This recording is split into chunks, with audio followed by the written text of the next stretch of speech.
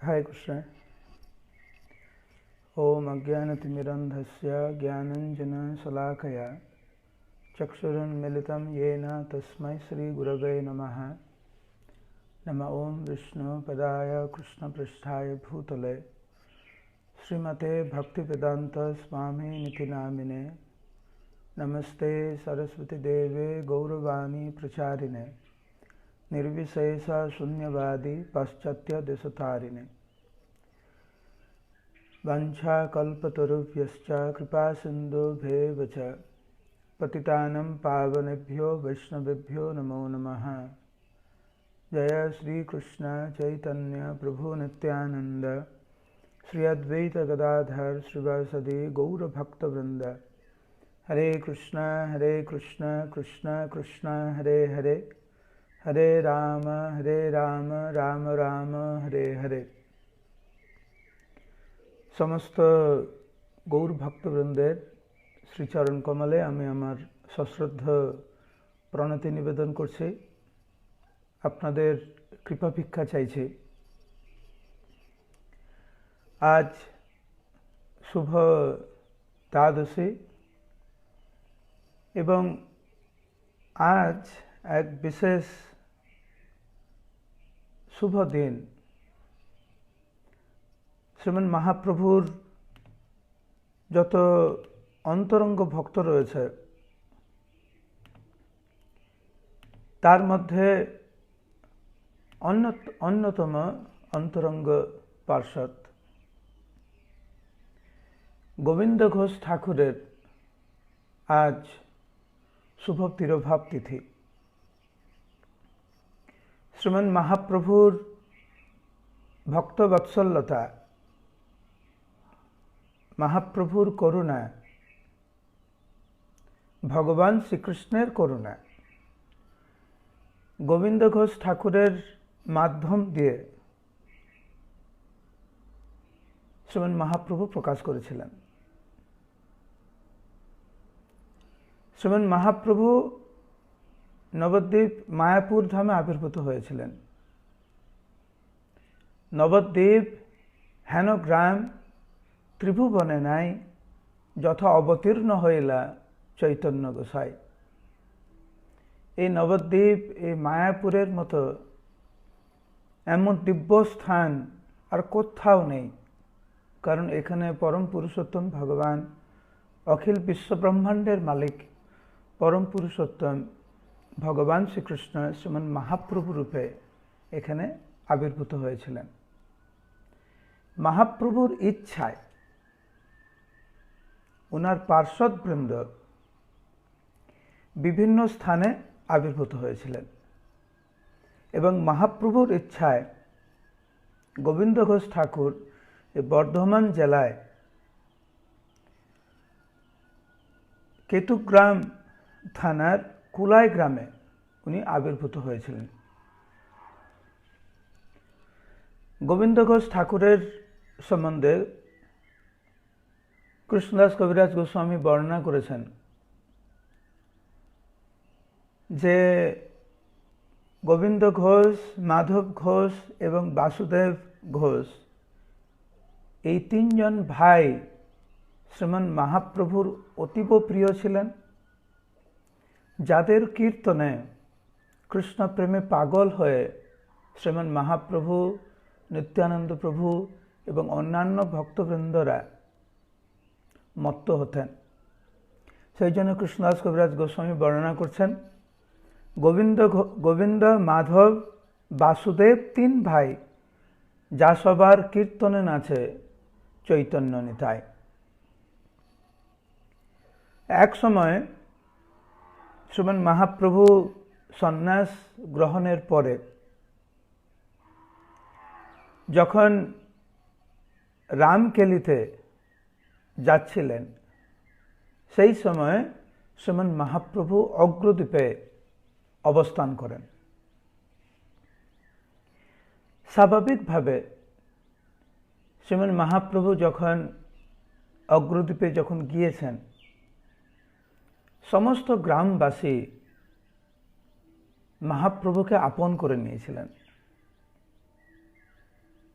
শ্রীমান মহাপ্রভু যখন অগ্রদ্বীপে যখন অবস্থান করছিলেন, তখন গোবিন্দ ঘোষ ঠাকুর শ্রীমান মহাপ্রভুর ব্যক্তিগত সেবক ছিলেন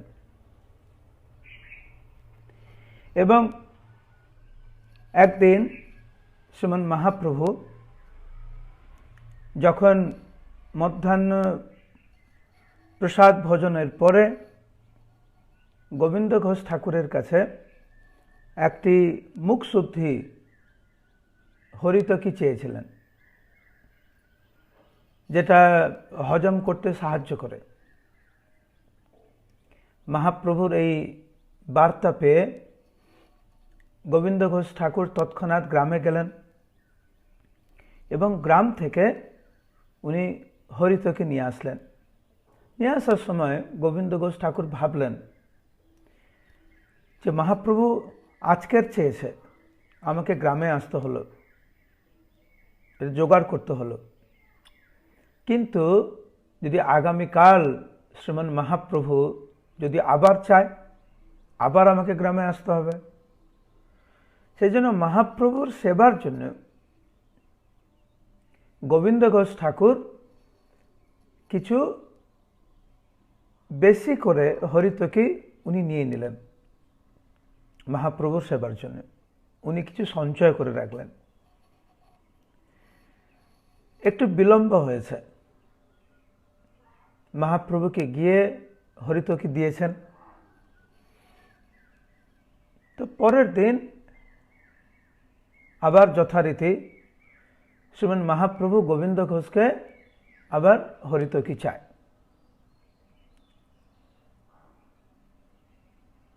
গোবিন্দ ঘোষ ঠাকুর তৎক্ষণাৎ হরিতকি দিয়ে দিলেন।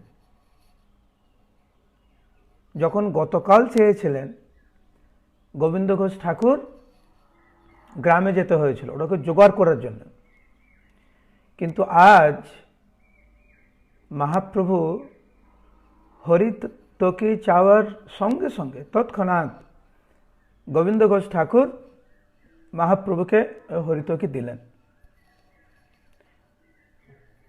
মহাপ্রভু অবাক হয়ে গোবিন্দকে জিজ্ঞাসা করলেন যে গোবিন্দ, আমি যখন তোমাকে গতকাল যখন হরিতকি যখন চেয়েছিলাম, তোমার তো অনেক বিলম্ব হয়েছিল, কিন্তু আজ আমি যখন তোমাকে হরিতকি যখন চাইলাম, তুমি তৎক্ষণাৎ আমাকে দিলে, কি ব্যাপার? তখন গোবিন্দ ঘোষ ঠাকুর বলেন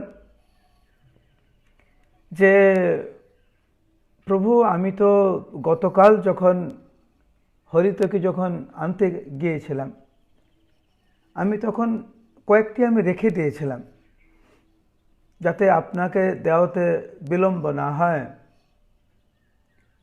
সেই জন্য আমি দিতে পারলাম আপনাকে এত তাড়াতাড়ি করে। মহাপ্রভু অত্যন্ত অসন্তুষ্ট হলেন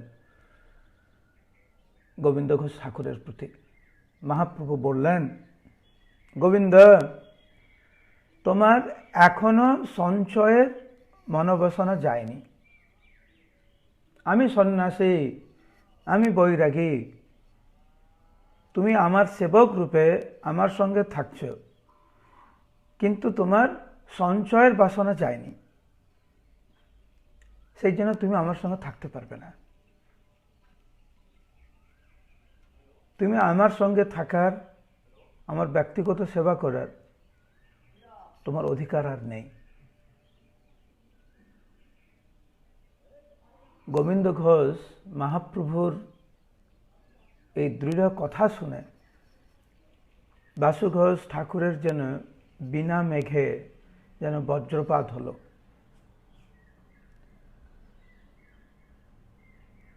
গোবিন্দ ঘোষ ঠাকুর অঝরে ক্রন্দন করতে লাগলেন মহাপ্রভুর শ্রীচরণ কমলে। গোবিন্দ ঘোষ ঠাকুরের মুখ শুকিয়ে গেল।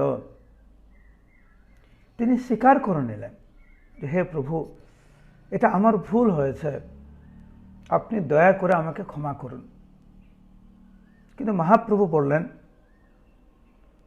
যে গোবিন্দ, তুমি মন খারাপ করো না, তুমি এখানেই থাকো, তুমি এই অগ্রদ্বীপেই থাকো, কারণ তোমার দ্বারা আমি এক মহান কার্য আমি সিদ্ধ করব, আমি সাধন করব। গোবিন্দ ঘোষ ঠাকুর হাহাকার করে ক্রন্দন করতে করতে ভূমিতে লুটিয়ে পড়লেন। মহাপ্রভুকে অনেক অনুরোধ করা সত্ত্বেও মহাপ্রভু দৃঢ় সংকল্প থাকলেন যে না, তুমি এখানেই থাকো, কারণ তোমার দ্বারা আমি বড় কিছু সাধন করব।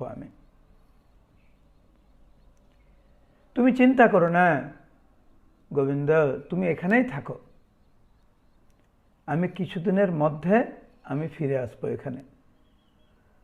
আর যখন আমি ফিরে আসব তখন তোমাকে ছেড়ে আমি আর কোথাও যাব না, তুমি এখানেই থাকো। তো মহাপ্রভু যখন এরকম বলেছেন যে তুমি এখানে থাকো, আমি তোমাকে ছেড়ে যাব না, আর আমি যখন ফিরে আসব তখন তোমার সঙ্গেই থাকবো, এই কথা শুনে গোবিন্দ ঘোষ ঠাকুর একটু শান্ত হলেন। গোবিন্দ ঘোষ ঠাকুর মহাপ্রভুর কথা স্মরণ করতে করতে উনি ওখানেই থেকে গেলেন। গোবিন্দ ঘোষ ঠাকুরকে ওখানে রেখে শ্রীমান মহাপ্রভু চলে গেলেন রামকেলির দিকে। মহাপ্রভুর বিরহে গোবিন্দ ঘোষ ঠাকুর ওইখানেই থেকে সাধন ভজন করতে লাগলেন। তো একদিন অগ্রদ্বীপে থাকার সময় গোবিন্দ ঘোষ ঠাকুর গঙ্গায় স্নান করতে গেলেন।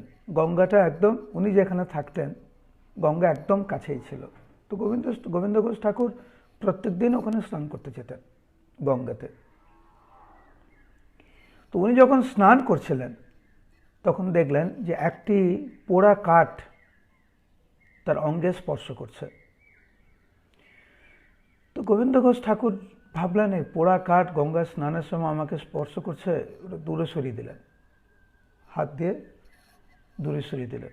কিন্তু ওই কাঠটি আবার ভাসতে ভাসতে আবার গোবিন্দ ঘোষ ঠাকুরের অঙ্গ স্পর্শ করলেন। এক কথায় বিরক্ত হয়ে গোবিন্দ ঘোষ ঠাকুর ওই কাঠটি উনি নিয়ে তীরে ছুঁড়ে ফেললেন। স্নান করে গোবিন্দ ঘোষ ঠাকুর গৃহে ফিরে আসলেন। সারাদিন সাধন ভজন করলেন। রাত্রিবেলা যখন গোবিন্দ ঘোষ ঠাকুর যখন বিশ্রাম করছিলেন, ঠিক তখন শ্রীমান মহাপ্রভু স্বপ্নে এসে গোবিন্দকে বললেন যে তুমি যাকে পোড়া কাঠ বলে মনে করছো, আমার ইচ্ছা তুমি সেই পোড়া কাঠটিকে যত্ন করে তুমি কুটিরে এসে রাখো। চমকে উঠলেন গোবিন্দ ঘোষ ঠাকুর শ্রীমান মহাপ্রভুর এই স্বপ্ন দেখে। ভোর হতেই গোবিন্দ ঘোষ ঠাকুর চললেন গঙ্গার তীরে। অদ্ভুতভাবে যখন গোবিন্দ ঘোষ ঠাকুর যখন গঙ্গার তীরে গেলেন, দেখলেন প্রকৃতপক্ষে ওটা পুরা কাঠ ছিল না। উনি দেখলেন খুব সুন্দর একটি কালো পাথর।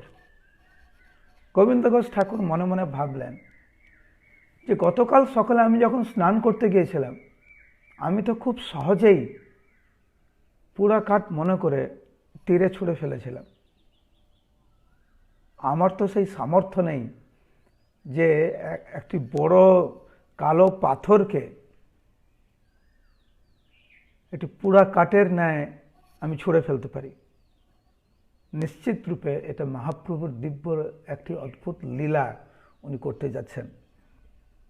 উনি বিস্ময় হলেন, অবাক হলেন।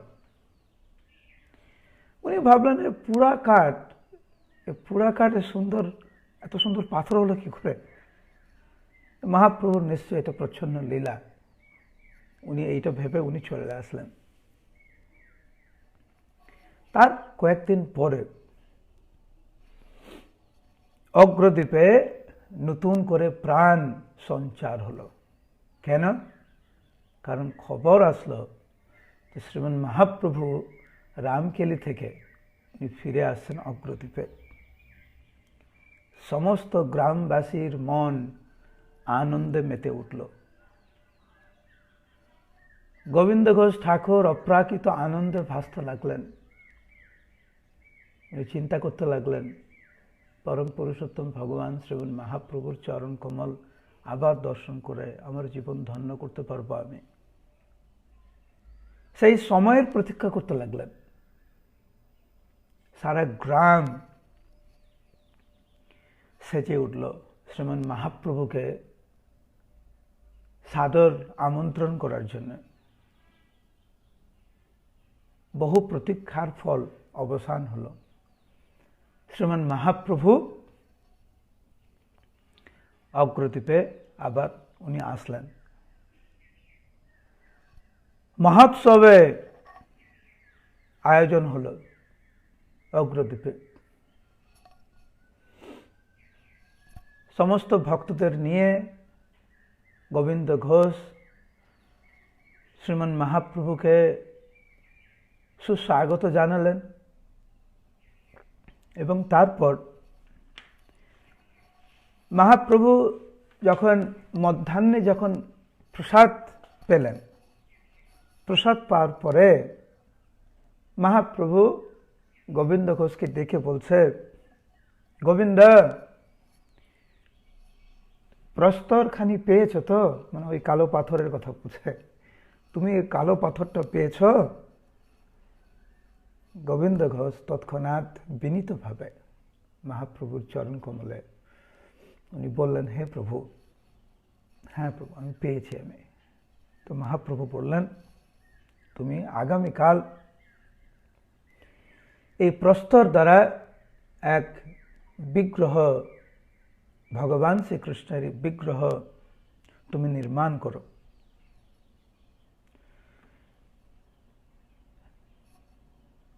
অযাচিতভাবে এক ভাস্কর সেখানে উপস্থিত হলো। তো বলা হয় যে বিশ্বকর্মা নাকি স্বয়ং সেখানে এই ভাস্কর রূপে উনি অবতীর্ণ হয়েছিলেন। তো এই ভাস্কর খুব অল্প সময়ের মধ্যেই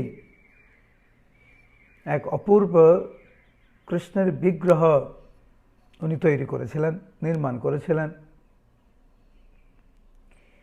এবং শ্রীমান মহাপ্রভুর নির্দেশে এক মহোৎসবের আয়োজন করা হয়েছিল অগ্রদ্বীপে এবং শ্রীমান মহাপ্রভু স্বয়ং নিজে এই শ্রীকৃষ্ণের বিগ্রহের প্রতিষ্ঠা করেছিলেন, প্রাণ প্রতিষ্ঠা করেছিলেন। শ্রীমান মহাপ্রভু নিজে এই বিগ্রহের নামকরণ করেছিলেন, নাম দিয়েছিলেন গোপীনাথ। জয় গোপীনাথ ভগবান কি জয়। তো গোপীনাথের নাম শ্রীমান মহাপ্রভু নিজে দিয়েছিলেন। মহাপ্রভু গোবিন্দ ঘোষকে বললেন, হে গোবিন্দ, এই গোপীনাথকে সেবা করার দায়িত্ব আমি তোমাকে দিলাম। তুমি প্রাণ ভরে গোপীনাথের সেবা করো, আর গোপীনাথের সেবা করলে আমার বিরহ তাপে তোমাকে আর ব্যাকুল হতে হবে না। আমার ইচ্ছা তুমি এই গোপীনাথকে সেবা করো এইখানে থেকে। তোমাকে আমি বলেছিলাম না যে আমি যখন আবার আসবো তোমাকে আমি ছেড়ে যাব না?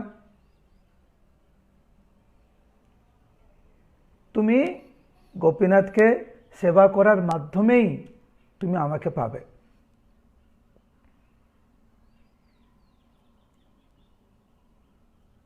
তোমার দ্বারা ভগবানের করুণার সীমা দেখানো হবে। তুমি এটাকে সাধারণ কথা বলে মনে করো না। আমি চাই তুমি এইখানে থেকেই আমার আজ্ঞা আমার আজ্ঞা তুমি পালন করবে। একদিকে গোবিন্দ ঘোষ মর্মাহত হলেন যে শ্রীমান মহাপ্রভুর সঙ্গে উনি আর যেতে পারবেন না। আরেকদিকে ভগবানের আজ্ঞা। মহাপ্রভু বললেন যে এই বিগ্রহের সেবার মাধ্যম দিয়ে তুমি আমাকে পাবে, আমাকে দর্শন করবে, আমাকে আনন্দ প্রদান করতে পারবে। এটা আমার ইচ্ছা, তুমি এখানে থাকো। ভক্তদের মনোবাসনা একটাই, ভগবানকে সন্তুষ্ট করা। মহাপ্রভুকে সন্তুষ্ট করার মানসে অগ্রদ্বীপেই থেকে গেলেন গোবিন্দ ঘোষ ঠাকুর। শ্রীমান মহাপ্রভু গোবিন্দ ঘোষ ঠাকুরকে বিবাহ করতে নির্দেশ দিয়েছিলেন।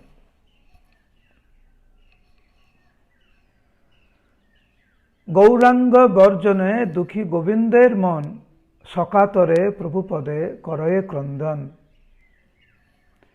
মহাপ্রভু কৃপা করি তারে আজ্ঞা দিল, গোপীনাথ সেবা স্থাপি সেবিতে লাগিল।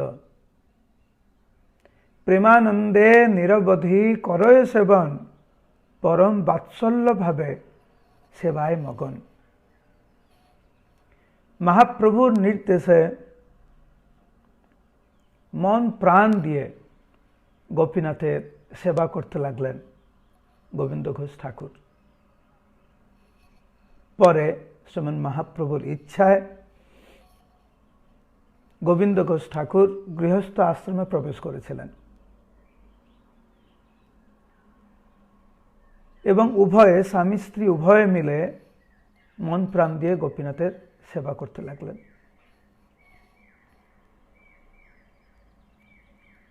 কিছুকাল পরে ওনাদের এক সন্তান হয়, কিন্তু দুর্ভাগ্যবশত সন্তানের আবির্ভাবের কিছুদিন পরেই গোবিন্দ ঘোষের স্ত্রী দেহ রাখেন।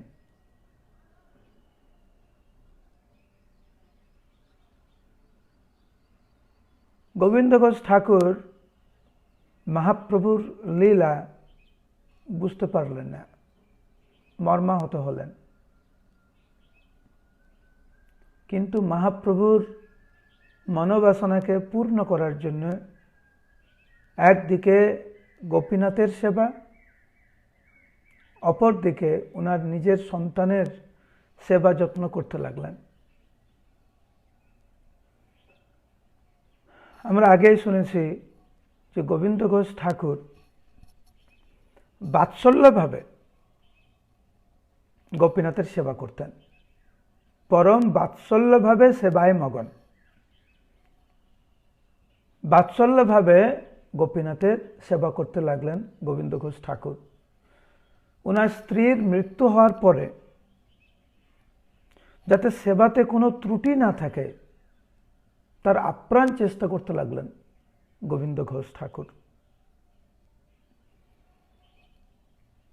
কিন্তু ছোট্ট শিশু যখন আস্তে আস্তে বড় হতে লাগলো, সেবাতে অল্প অল্প ত্রুটি হতে লাগলো।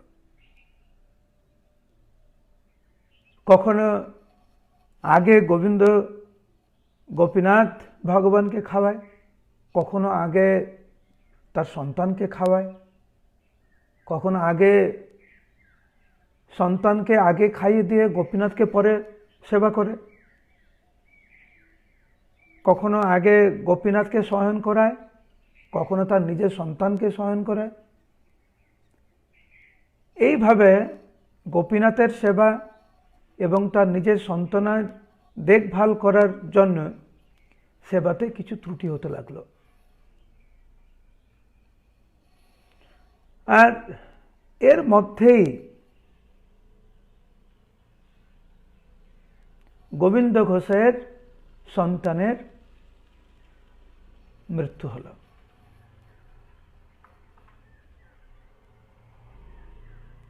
গোবিন্দ ঘোষ ঠাকুর পুরো ভেঙে পড়লেন। মহাপ্রভুর ইচ্ছায় উনি অগ্রদ্বীপে থাকলেন, মহাপ্রভুর ইচ্ছায় উনি গৃহস্থ জীবনে প্রবেশ করলেন, মন প্রাণ দিয়ে সেবা করছিলেন গোপীনাথের, কিন্তু তা সত্ত্বেও প্রথমে ওনার স্ত্রী মারা গেলেন। সেটা উনি মেনে নিয়েছিলেন, সহ্য করে নিয়েছিলেন, কিন্তু সন্তান যখন দেহ রাখে, গোবিন্দ ঘোষ ঠাকুর এটা মানতে পারেননি।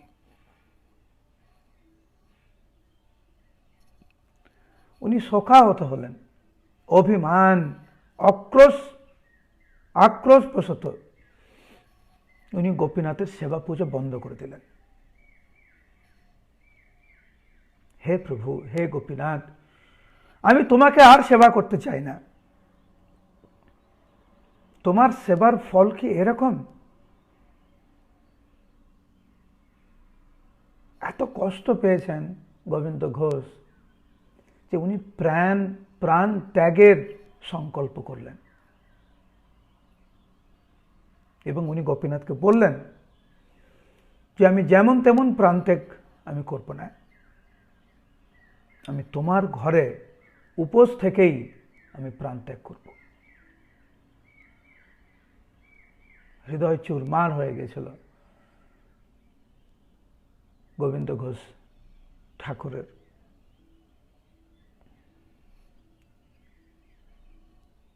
এইটাই যদি তোমার বিচার হয়,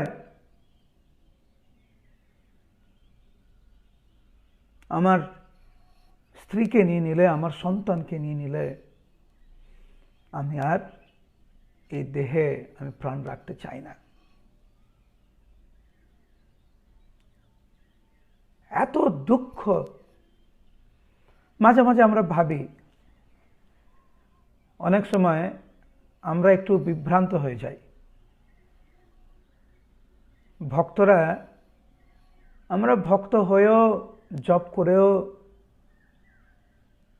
অনেক সময় আমরা কষ্ট পাই। অনেক সময় না, বেশিরভাগ সময় বিভিন্নভাবে দৈহিক কষ্ট, মানসিক কষ্ট, সংসারের কষ্ট, অর্থনৈতিক দিক দিয়ে আমাদের অনেক অসুবিধা হয়, সামাজিক দিক দিয়ে আমাদের অনেক অসুবিধা হয়। তা আমরা মাঝে মাঝে ভাবি যে ভগবান আমাদেরকে এত কষ্ট দেয় কেন? আমাদের বোঝা দরকার যে একটি তো হচ্ছে আমাদের কর্মফল, আর একটি হচ্ছে ভগবানের পরীক্ষা। আমাদের কিন্তু বারবার সেই পরীক্ষায় আমাদের বসতে হবে এবং কোনোভাবে যাতে আমরা বিভ্রান্ত না হই। আমরা যত দুঃখ কষ্টের মধ্যে দিয়েও যাই না কেন, ভগবানের প্রতি শরণাগতি, নামের প্রতি আসক্তি, বৈষ্ণবদের প্রতি শ্রদ্ধা, ধামের প্রতি শ্রদ্ধা, প্রভুপাদ গুরুদেবের প্রতি অগাধ বিশ্বাস যেন বিন্দু মাত্র যেন খামতি না হয়, সেটার দিকে আমাদের একটু নজর দিতে হবে আমাদেরকে। আরেকটা জিনিস আমি মাঝে মাঝে চিন্তা করি যে আমরা ভাবি আমাদের জীবনে কত দুঃখ কষ্ট, কিন্তু যদি আমরা বৈষ্ণবদের, মহান মহান বৈষ্ণবদের যদি আমরা জীবনী আমরা শ্রবণ করি, তখন আমরা উপলব্ধি করব যে আপাত দৃষ্টিতে জড়জাগতিক যে দুঃখ কষ্টের মধ্যে দিয়ে ওনারা গিয়েছিলেন, সেই তুলনা অনুযায়ী আমরা সেরকম দুঃখ কষ্ট পাইনি, আমরা পাচ্ছি না। আমরা গোবিন্দ ঘোষ ঠাকুরের লীলা দেখুন, স্ত্রী চলে গেল, সন্তান চলে গেল, আর গোবিন্দ ঘোষ ঠাকুর সন্তান বিয়োগে উন্মাদের মতো পাগল হয়ে গেছিল। অভিমান, আক্রোশ, এতই রুষ্ট হয়েছিলেন যে উনি ভাবলেন যে গোপীনাথকে সেবাই করব না, প্রাণ ত্যাগ করার জন্য উনি মনস্থির করেছিলেন। কিভাবে? একদম গোপীনাথের সামনে উপোস করে আমি প্রাণ ত্যাগ করব। তো এইভাবে গোবিন্দ ঘোষ গোপীনাথের সামনে গেলেন, দরজা বন্ধ করে দিলেন গোবিন্দ ঘোষ ঠাকুর, এবং উনি উপোস থাকলেন, সারা দিন উপোস থাকলেন। যেহেতু উনি সারাদিন উপোস থাকছে, উনি মনস্থির করেছেন যে উনি গোপীনাথের সেবা করবেন না। আর কি লাভ?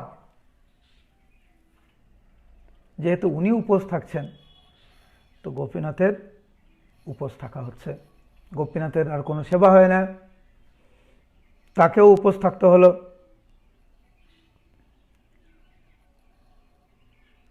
গোবিন্দ ঘোষের এরকম একটা মনোভাব, বাৎসল্য ভাবে তো সেবা করতেন, আমি তোমাকে খেতে দেবো না, দেখি তোমাকে কে খেতে দেয়।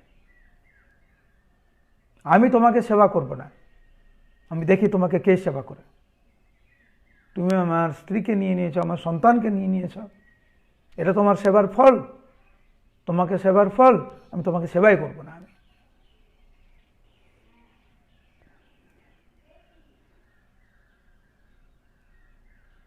তখন গোবিন্দ ঘোষকে গোপীনাথ সান্ত্বনা দেওয়ার জন্য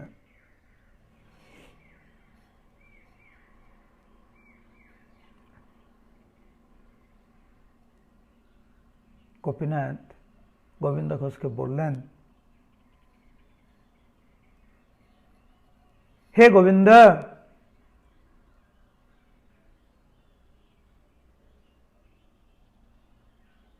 আমি আজ সারা দিন একটু জলও গ্রহণ করতে পারিনি, আমি ক্ষুধার্ত, সারা দিন অতিবাহিত হলো, তুমি আমাকে একটু জলও তুমি আমাকে দিলে না। এই অনাহারে আমি খুব কষ্ট পাচ্ছি। দেখুন ভক্তবৎসল ভগবান তার ভক্তর সঙ্গে কেমন আচরণ করে দেখুন। অখিল বিশ্বব্রহ্মাণ্ডের মালিক পরম পুরুষোত্তম ভগবান তার ভক্তকে বলছে, আমি ক্ষুধার্ত, আমি অনেক কষ্ট পাচ্ছি, তুমি আমাকে এক গ্লাস জলও দিলে না সারাদিন, তো তুমি আমার উপরে এত রাগ করছো কেন? গোপীনাথ বলছে।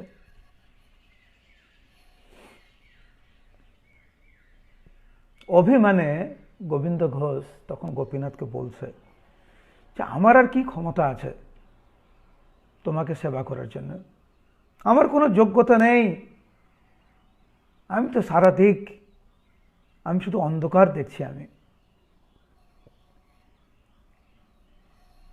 তুমি আমার স্ত্রীকে নিয়ে নিয়েছো, আমি তোমাকে কিছু বলিনি, কিন্তু তুমি আমার সন্তানকে কেন নিয়েছো?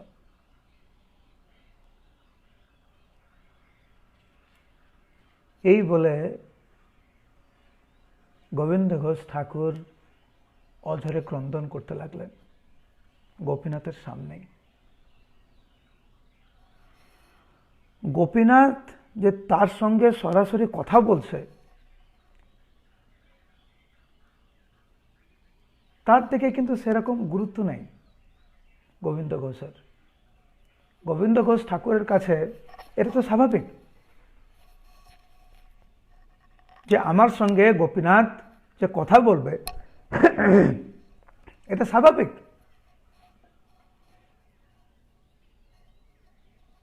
তো তখন গোপীনাথ গোবিন্দ ঘোষকে অনেক বোঝানোর চেষ্টা করছে যে দেখো, তুমি বোঝার চেষ্টা করো, তোমার সন্তানের যতদিন এই জড় জগতে, এই জড় দেহে থাকার কথা ছিল, সে ততদিন সে ছিল, সে তো তোমার মায়িক সন্তান, কিন্তু আমি তো তোমার নিত্য সন্তান। একজন পিতার যদি 2 পুত্র থাকে আর দৈবক্রমে কর্মের ফলে তার এক সন্তান যদি দেহ রাখে, পিতা কি তার অন্য পুত্রকে উপবাস করিয়ে এইভাবে অবহেলা করে? তোমার 2 সন্তান, এক তোমার মাইক সন্তান যে হচ্ছে তার কর্ম অনুযায়ী এই দেহ ছেড়ে চলে গেছে, আরেকজন আমি গোপীনাথ, আমি তোমার নিত্য সন্তান, আর তুমি এইভাবে আমাকে কষ্ট দিচ্ছ। দেখুন ভগবানের কি লীলা। ভগবান নিজেকে তার ভক্তের সন্তান রূপে নিজের পরিচয় দিচ্ছেন, যে তোমার এক সন্তান চলে গেছে, তা বলে কি তুমি তোমার অপর সন্তানকে তুমি উপোস করিয়ে রাখবে, এইভাবে কষ্ট দিয়ে রাখবে? এইটা শোনার পরে গোবিন্দ ঘোষ ঠাকুর বললেন, হে প্রভু, তুমি তো পাষাণ বিগ্রহ। এখনো অভিমান রয়েছে গোবিন্দ ঘোষের হৃদয়ে, যে তুমি বলছো তুমি আমার পুত্র, তুমি আমার নিত্য পুত্র বলে নিজেকে অভিহিত করছো, কিন্তু আমার মাইক পুত্র যদি জীবিত থাকত, সে তার পুত্রের কর্তব্য সে পালন করতে পারত, তুমি কি তা করবে? তখন গোপীনাথ জিজ্ঞাসা করছে গোবিন্দকে, কি সেই কর্তব্য যেটা তুমি ভাবছ তোমার মাইক সন্তান করতে পারবে কিন্তু আমি করতে পারবো না? কি এমন সেই কর্তব্য তুমি আমাকে বলো। তখন গোবিন্দ ঘোষ বললেন যে আমার দেহত্যাগের পরে আমার নিজের সন্তান আমার জন্য পিণ্ডদান করত, তুমি পারবে আমাকে আমার জন্য পিণ্ডদান দিতে? তুমি কি পিণ্ডদান করতে পারবে? তুমি কি আমার শ্রাদ্ধ করতে পারবে? লীলাময় ভক্তবৎসল ভগবান গোপীনাথ তার ভক্তের নিকট প্রতিজ্ঞা করলেন যে আমি গোপীনাথ তোমার নিত্য সন্তান, আমি প্রতিজ্ঞা করছি যে তুমি দেহ রাখার পরে আমি নিজে স্বয়ং আমি পিণ্ডদান করব, এতে তুমি অযথা তুমি উৎকণ্ঠিত হইও না,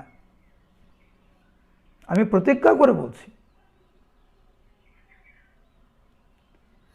আর গোপীনাথের এই আশ্বাস বাণী শুনে গোবিন্দ ঘোষ গোপীনাথের চরণ কমলে পড়ে ক্রন্দন করতে লাগলেন। গোপীনাথের করুণার কথা স্মরণ করে চিন্তা করে গোবিন্দ ঘোষ মনে করলেন যে আমি কত অপরাধ করেছি, সারাদিন গোপীনাথকে খেতে দেয়নি, সেবা যত্ন করেনি। তখন গোপীনাথ বললেন, তুমি আর ক্রন্দন করো না, এক্ষুনি গিয়ে আমার জন্য রান্না করে নিয়ে আসো, আমি সারাদিন অভুক্ত আছি। গোবিন্দ ঘোষ তাড়াতাড়ি স্নান টান করে রন্ধন করে গোপীনাথের আবার সেবা করতে লাগলেন। এইভাবে বেশ কিছুদিন সেবা করার পরে গোবিন্দ ঘোষ দেহ রাখলেন। সারা অগ্রদ্বীপবাসী পুরো ভেঙে গেলেন, তাদের মন সব ভেঙে গেছে, ক্রন্দনের রোল উঠল অগ্রদ্বীপে। চারিদিকে শোকের ছায়া নেমে আসলো। গোবিন্দ ঘোষ ঠাকুরের বিরহে, যেটা হচ্ছে আজ হচ্ছে সেই দিন যেই দিন গোবিন্দ ঘোষ ঠাকুর তার তিরোভাব লীলা প্রকাশ করেছিলেন। গোবিন্দ ঘোষ ঠাকুরের বিরহে উনার শিষ্যগণ ব্যাকুলভাবে রোদন করতে লাগলেন।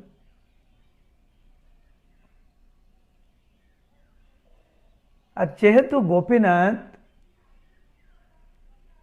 উনার ভক্ত গোবিন্দ ঘোষ ঠাকুরের পুত্রত্ব স্বীকার করেছিলেন,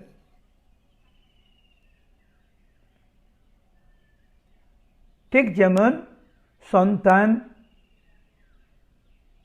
তার পিতার বিরহে, যখন পিতা এই জগৎ ছেড়ে চলে যায়, পিতার অপ্রকটে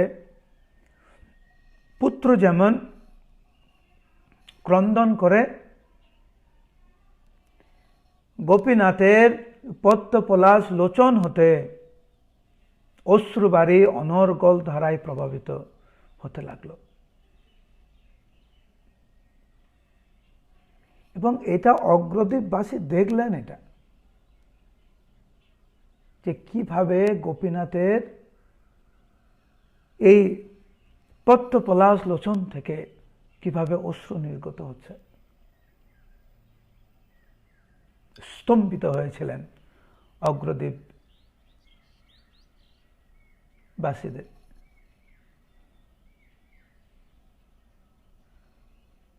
গোপীনাথ পূজারীকে বলেছিলেন যে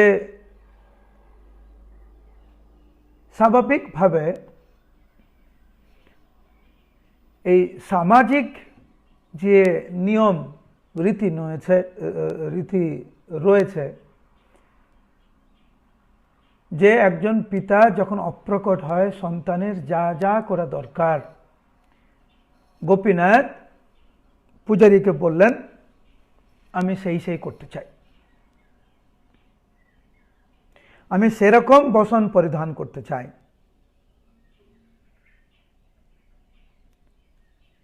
আর আমি হবিষণ্য আমি খেতে চাই। তখনকার দিনে এইখানকার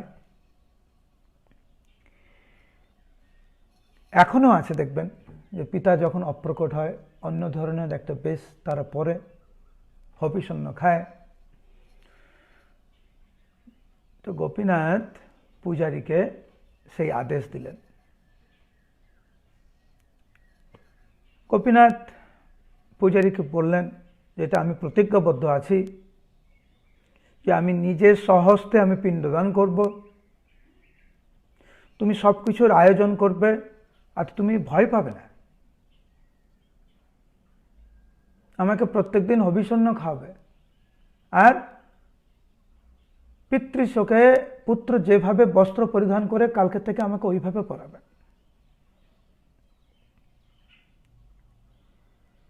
কিন্তু পূজারী খুব ভয় পেলেন যে সত্যিকারের যদি ওই রকম বেশ পরায় গোপীনাথকে, গ্রামবাসীরা কি বলবে। পূজারী চলে গেলেন, সমস্ত গ্রামবাসীদের সঙ্গে আলোচনা করলেন যে গোপীনাথের এটা ইচ্ছা। তো গ্রামবাসীরা বললেন যে গোপীনাথের করুণার কথা চিন্তা করে ভগবানের যেহেতু এটা ইচ্ছা, তো আমরা ভগবানের ইচ্ছাকে সম্মান দিয়ে ভগবান যা যা চাইছে, গোপীনাথ যা যা চাইছে আমরা তাই করব।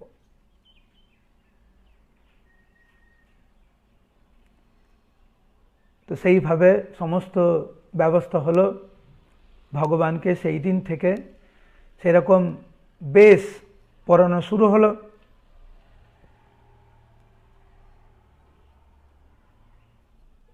গোপীনাথ অশৌচ পালন করতে লাগলেন, হবিষণ্য গ্রহণ করতে লাগলেন, এবং যখন পিণ্ড দানের সময় যখন আসলো, যজ্ঞ হলো, ব্রাহ্মণগণ মন্ত্র আদি উচ্চারণ করতে লাগলেন, গোপীনাথ সবার সামনে, সবাই এই লীলা দেখতে লাগলেন। গোপীনাথ সবার সামনে স্বহস্তে সর্বসমক্ষে উনি পিণ্ডদান করলেন। আর এইটা দেখে গোপীনাথের প্রেমে সমস্ত বৈষ্ণব মণ্ডলী পাগল হলেন। তারা ক্রন্দন করতে লাগলেন, ধুলায় গড়াগড়ি দিতে লাগলেন, কেউ আনন্দে নৃত্য করতে লাগলেন, কেউ মূর্ছিত হলেন, কে গোপীনাথের জয়ধ্বনি করতে লাগলেন, কেউ গোবিন্দ ঘোষের জয়ধ্বনি করতে লাগলেন।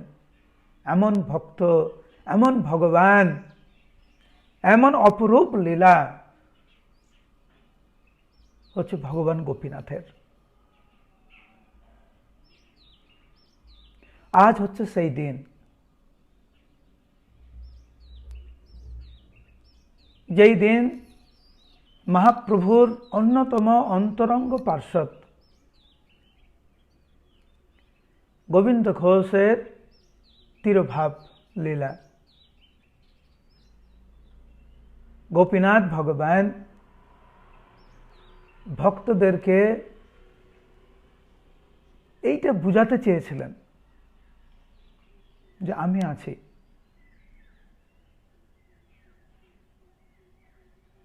আমরা যে কোনো পরিস্থিতিতে, অনুকূল প্রতিকূল, কোনো সময় যেন ভগবানের প্রতি আমাদের কোনো অবহেলা না থাকে, সেবাতে কোনো অবহেলা যাতে না থাকে। সেই গোপীনাথ আজও অগ্রদ্বীপে আছেন।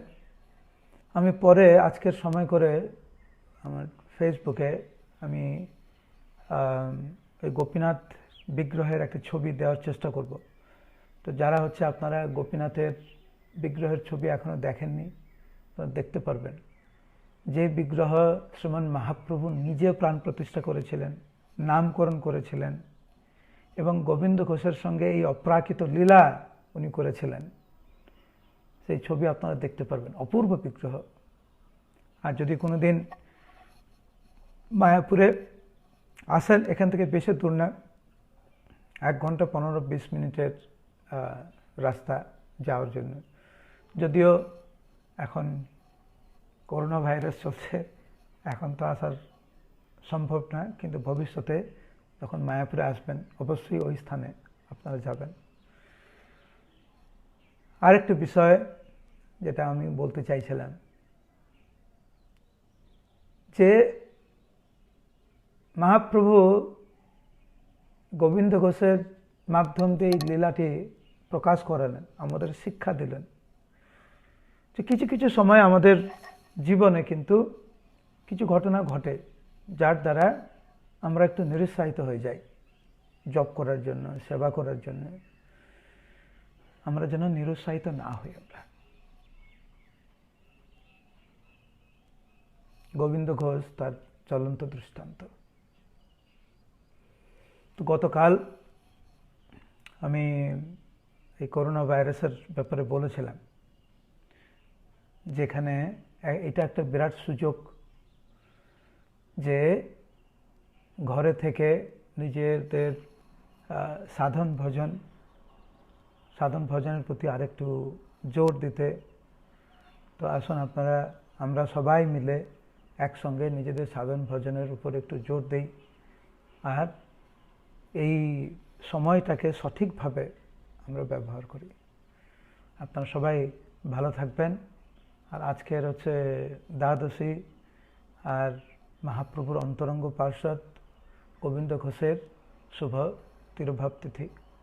ওনার চরণ কমলে আমরা এই প্রার্থনা রাখি যাতে আমরা শ্রীমান মহাপ্রভুর চরণ কমলে, শিল প্রভুপাদ আমাদের পরমানন্দ গুরুদেবের চরণ কমলে একটু আসক্তি আমাদের থাকে, আর হরিনামে আমাদের যাতে একটু রুচি হয়। আমাদের সবাই ভালো থাকবেন, আমাকে আশীর্বাদ করবেন।